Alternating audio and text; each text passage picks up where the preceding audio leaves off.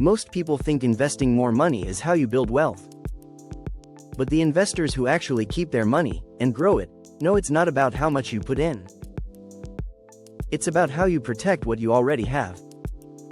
And there's one strategy that separates the people who survive market crashes from the people who lose everything overnight. It's called diversification, and by the end of this video, you'll understand exactly how it works, why most people get it wrong, and how to actually set it up for yourself.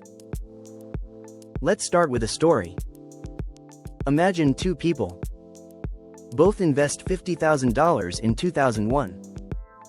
The first person puts all of it into one company, a promising tech firm everyone's talking about.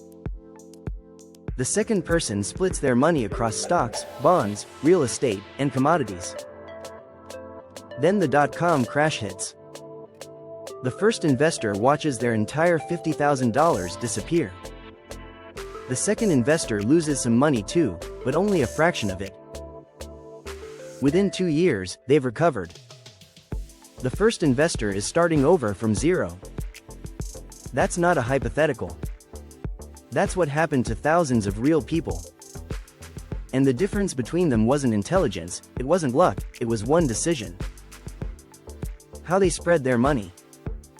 So what exactly is diversification?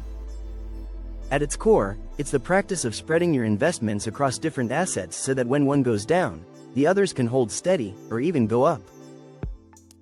It's the financial version of not putting all your eggs in one basket, except the stakes are your financial future, not breakfast.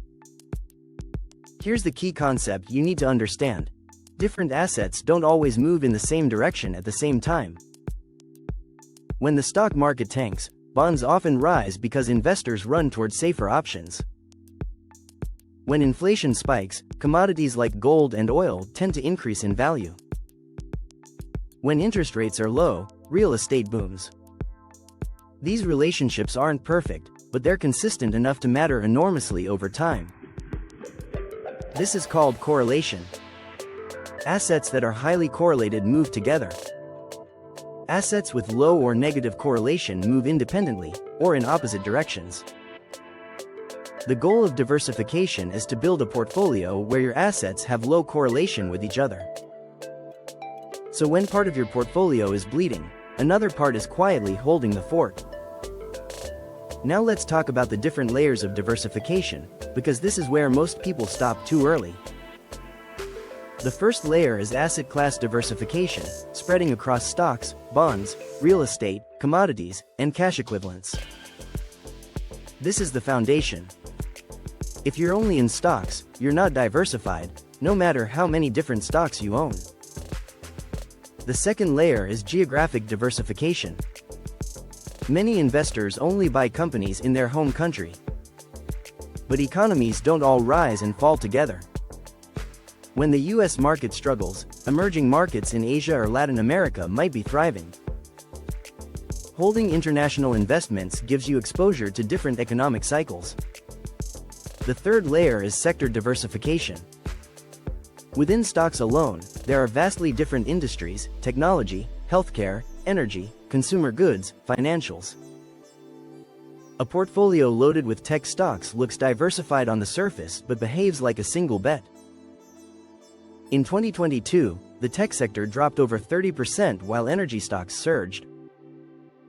Investors spread across both felt very different outcomes. The fourth layer, which most people never even think about, is time diversification, also known as dollar cost averaging. Instead of investing a lump sum all at once, you invest consistently over time. This means you buy more shares when prices are low and fewer when prices are high, smoothing out the impact of volatility over months and years. Now here's something that surprises a lot of people. There's actually a limit to how much diversification helps. Financial research, most famously from studies on the efficient frontier, shows that after about 20 to 30 carefully selected, uncorrelated assets, the risk reduction starts to plateau. Adding your 50th stock won't protect you nearly as much as your 5th did. This is why owning every stock in existence isn't the goal. Strategic spread is.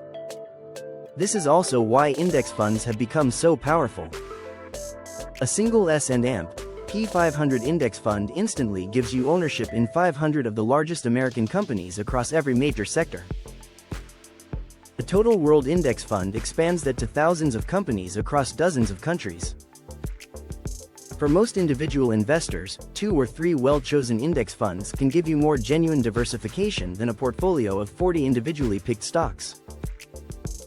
But even with index funds, you're still primarily in equities. True diversification means also having exposure to bonds, particularly government bonds, which tend to rise when stocks fall, and possibly some allocation to real assets like REITs, which are real estate investment trusts that let you own a slice of commercial real estate without buying property. Some investors also hold a small percentage in commodities like gold as a hedge against inflation and currency devaluation. The exact split depends on your age, risk tolerance, and timeline. A 25-year-old with 40 years until retirement can afford more volatility and might hold 90% stocks, 10% bonds. A 60-year-old approaching retirement needs stability and might flip that toward 50% bonds. There's no single right answer, but there is a right process. And that process starts with understanding that diversification isn't about maximizing returns. It's about managing the risk that could wipe out those returns entirely. Here's the honest reality most financial content glosses over. Diversification will, at some point, feel frustrating.